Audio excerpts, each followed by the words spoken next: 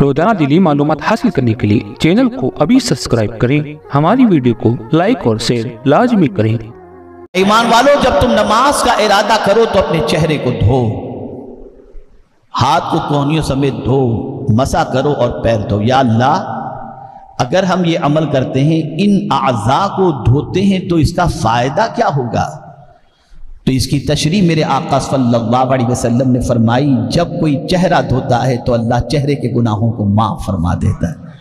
जब कोई कुल्ली करता है, अल्लाह मुंह के गुनाहों को माफ़ फरमा देता है। जब कोई मसा करता है, अल्लाह गर्दन के सर के गुनाहों को माफ़ फरमा देता है। और जब कोई पैर धोता है तो अल्लाह ताला उसके पैर के गुनाहों को माफ़ फरमा देता है। और अगर कोई शख्स वुजू से पहले बिस्मिल्लाह पढ़ ले तो अल्लाह उसके पूरे जिस्म के गुनाहों को माफ़ फरमा देता है। अब यहां तो हम आते हैं, धड़ धड़ धड़ धड़ हमने शुरू कर दिया और बस वुजू के चले आए।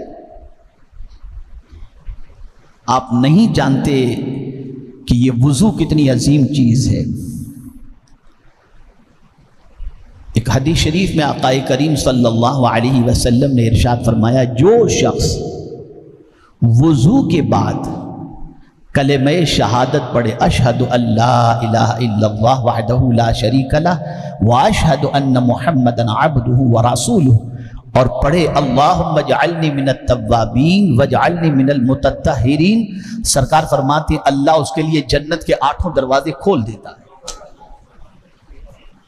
ये है पाकीज़गी की मोहब्बत। 8 दरवाजे जन्नत के खोल दिए जाते हैं। और अगर कोई शख्स वुजू की हालत में अपनी जिंदगी गुजारता हो, अब एक हदीस शरीफ समाअत फरमाएं ताकि वुजू में रहने की अजमत समझ में आए। एक सहाबी बारगाह रसूल सल्लल्लाहु अलैहि वसल्लम में हाजिर हुए और अर्ज किया, या रसूल अल्लाह सल्लल्लाहु तआला अलैहि वसल्लम, दुआ फरमाएं अल्लाह मुझे शहादत का मर्तबा अता फरमाए।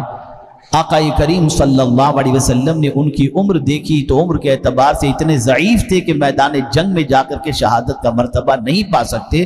तो सरकार सल्लल्लाहु अलैहि वसल्लम ने उन्हें फरमाया, रात को जब सोया करो तो बावुजू सोया करो। वो सहाबी रात को सोते वक्त वुजू करके सोए। एक रात वुजू करके सोए तो सोते ही रह गए और उनके जिस्म से रूह परवाज कर गई। सुबह सरकार को इत्तला दी गई, फलां सहाबी का विसाल हो गया।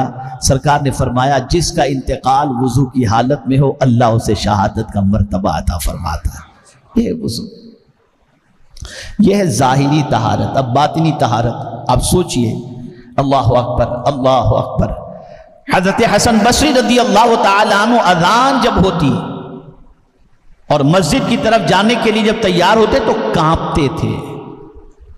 लोग पूछते थे, हुजूर जब जब मस्जिद की तरफ आपके जाने का वक्त आता है तो आप कांपते क्यों हैं? तो इरशाद फरमाते, ये बताओ नापाक आदमी मस्जिद में जा सकता है?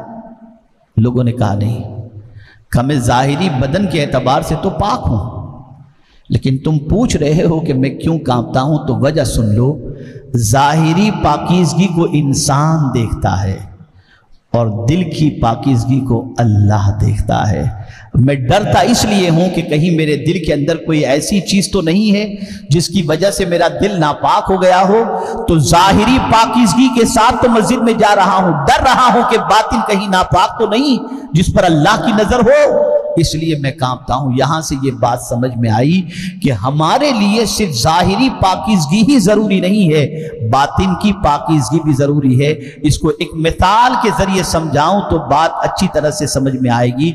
आप कीमती लिबास पहनकर घर से निकले किसी शादी की तकरीब के अंदर और सडनली कोई नजासत, कोई चीकड़, कोई ऐसी चीज आपके कपड़े से आकर के लगी और कपड़ा नापाक हुआ, कपड़ा गंदा हो गया। अब आप मुझे बताइए, गंदे कपड़े के साथ आप फंक्शन में जाना पसंद करेंगे? नहीं, बल्कि आपके अंदर एक बेचैनी होगी, बेकरारी होगी कि यार लोग इस कपड़े को देखेंगे तो क्या कहेंगे, लोग क्या सोचेंगे, ये तसव्वुर होता है। आप जल्दी से उसकी सफाई का ख्याल करेंगे या कपड़े को बदलने का ख्याल करेंगे। तो दुनिया जिस नापाकी को देखती है उसकी वजह से तुम्हारी तबीयत बेचैन हो जाती है। और ये दिल में जो गुनाहों की मोहब्बत, नफरत, कीना, बोझ और ये सारी बुराइयां जो दिल के अंदर हैं, ان دل کی بیماریوں اور ناپاکی کی وجہ سے ہمارا دل بھی بے قرار ہے، بے چین ہے، اور اللہ عز و جل اس دل کی گندگی کو پسند نہیں فرماتا۔ بس ایک شعر عرض کر کے میں اپنی گفتگو کو ختم کرتا ہوں۔